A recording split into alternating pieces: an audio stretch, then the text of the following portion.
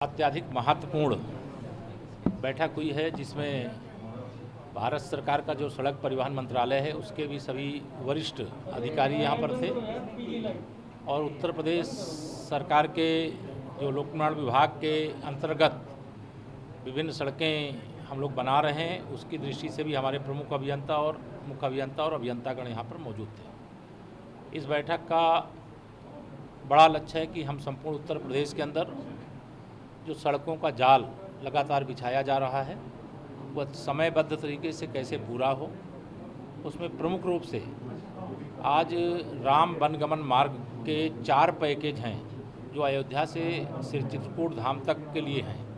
वह चारों पैकेज को लेकर के चर्चा हुई है और उस कार्य को हम लोग कोशिश कर रहे हैं कि हर हाल में जल्द से जल्द पूरा किया जाए। श्री राम जन्मभूमि मंदिर निर्माण और राम वनगमन मार्ग का निर्माण दोनों एक साथ हो सके इसका प्रयास किया गया है। एक खुशी की बात यह है कि माननीय प्रधानमंत्री जी की प्रेरणा से माननीय नितिन गडकरी जी जो हमारे केंद्रीय सड़क परिवहन मंत्री हैं उन्होंने अयोध्या का जो 84 कोसी परिक्रमा मार्ग है उसको भी स्वीकृति प्रदान करने का काम किया है।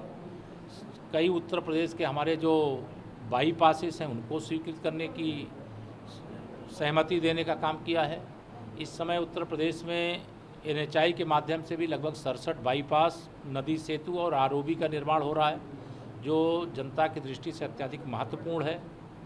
आज हमने इंडो नेपाल बॉर्डर की जो सड़कें अलग अलग पैकेज के अनुसार बनाने का काम चल रहा था उसकी भी समीक्षा किए हैं और उस समीक्षा में हमने पाया है कि कार्य जो है समयबद्ध तरीके से हो रहा है।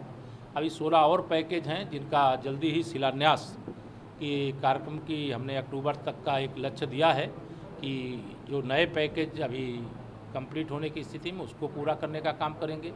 वर्ल्ड बैंक की सहायता से भी हमारी बहुत सारी सड़कें, एशियन डेवलपमेंट बैंक के माध्यम से भी हमारी कई सड़कें कंप्लीट हो गई हैं और वर्ल्ड बैंक की और भी हमारी परियोजनाएं हैं वह भी पाइपलाइन में हैं, उनको भी हम लोग पूरा करने का समयबद्ध तरीके से प्रयास करेंगे। उत्तर प्रदेश सड़कों के मामले में सबसे उत्तम प्रदेश बने और लोगों को आवागमन की दृष्टि से कोई कठिनाई न हो, इस विषय को लेकर के आज विस्तार से और गंभीरता से चर्चा। सर आज कई तार हो रहा है, कई आपके सहयोगी साथी वो आज मंत्री बन रहे हैं, अजय मिस्त्री हैं, BL वर्मा जी हैं, अनुप्रिया पटेल हैं। देखिए जो अभी हमारे मंत्रिपरिषद के अंदर उत्तर प्रदेश से या देश से केंद्रीय मंत्रिपरिषद का हिस्सा बनने वाले हैं माननीय नरेंद्र मोदी जी जैसे विश्व के सबसे लोकप्रिय और शक्तिशाली और अनुभवी नेता के मार्गदर्शन में सरकार का हिस्सा बनने वाले हैं।